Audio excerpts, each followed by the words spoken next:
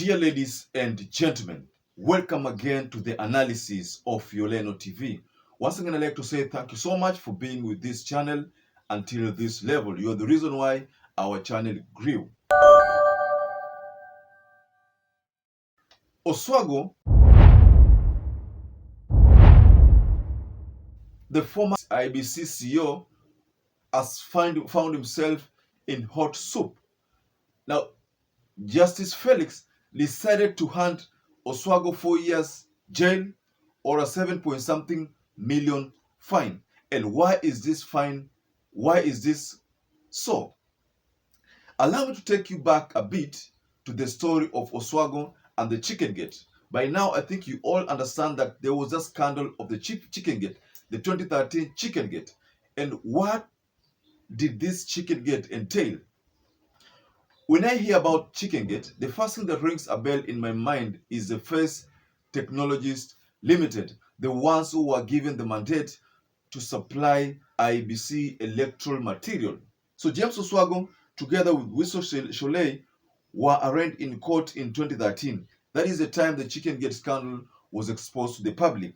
So they were charged with non-compliance with procurement laws and found guilty and fined 7.5 million of risk 4 years jail sentence. So back then, the story was that First Technologies Limited were awarded tender to supply IBC electoral voter identification material. That's the firm that was assigned or was awarded that tender, the First Technologies Limited. But OSWAGO was accused of conferring payment, IBC payment.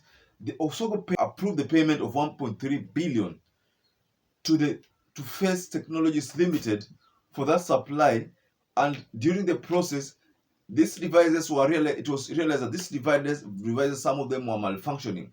So the question that was posed to OSWAGO is then, how did he approve this payment without going through the verification of these devices to ascertain whether they met the technological requirements that was indicated during that tender process? So the question is, why am I bringing James OSWAGO's case here? It's simple. You know, the 2022 election was marred by almost a similar case. You remember Chebukati, when they were being interviewed over the same scenario, they said that they had not checked Smartmatic, the details of Smartmatic former exposes how they bungled the previous elections in various other countries, including Venezuelan. You know, they say that they had not they were privy to such information at the time they were awarding the tender to Smartmatic. So that means they awarded the tender to Smartmatic even before realizing that the Smartmatic was engaged in certain malpractices. So that is almost the same thing, the same scenario to James OSWAGO's case, whereby OSWAGO awarded First Technologies Limited and did not inspect those materials which were supplied. They ended up paying 1.39 billion to the firm without inspecting the materials or without inspecting that supply. So I take this scenario and I take it to Chebukati's scenario, and I think they are almost the same thing. You look at the case of Chebukati, there was a time when those ballot papers were brought to Kenya, and it appeared that Chebukati was not aware.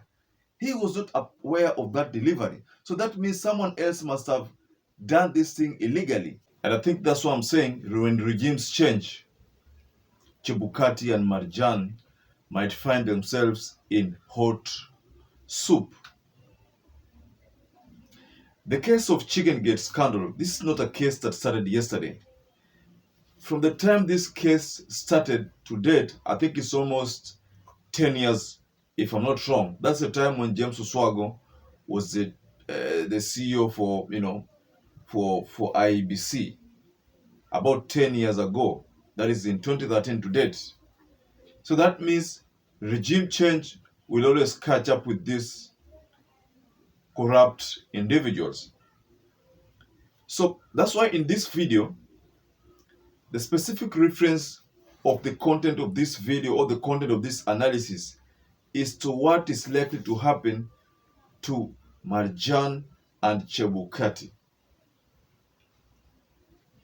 Remember, during the Supreme Court, the court process, Supreme Court, that is the presidential petition,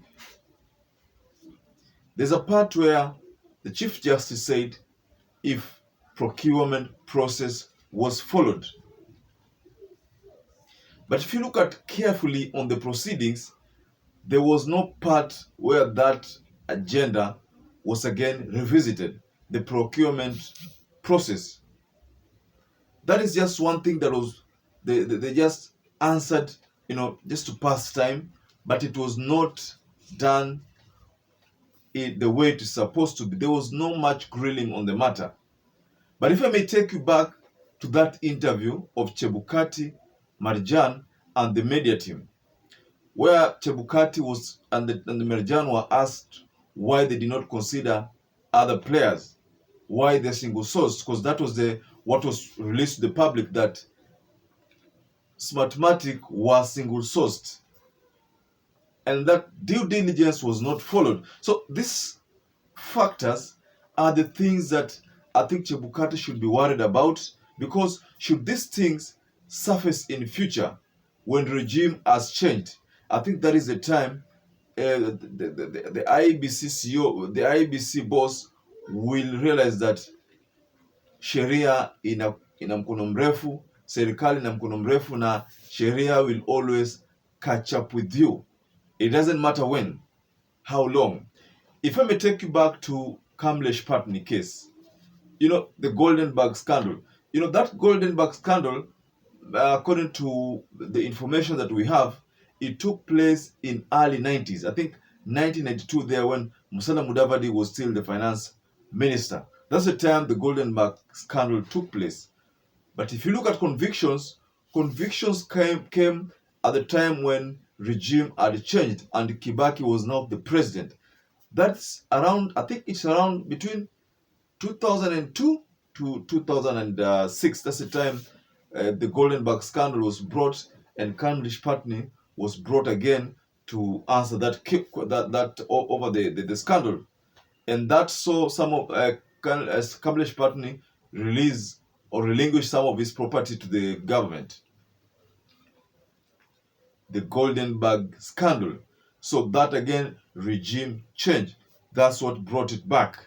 So even in this case of Chebukati, I think should there be a regime change, someone will revisit this issue of 2022. And when someone revisits the issue, I think that is the time Kenyans will know what happened, whether DCI boss was playing the Mr. Movie, or DCI boss was simply releasing to the public what the public ought to have known. The Smartmatic scandal. Ladies and gentlemen, allow me to wind up there, but please, do you think the analysis in this session makes sense? Do you think the law will catch up with Chebukati in future? Can you share to think about that?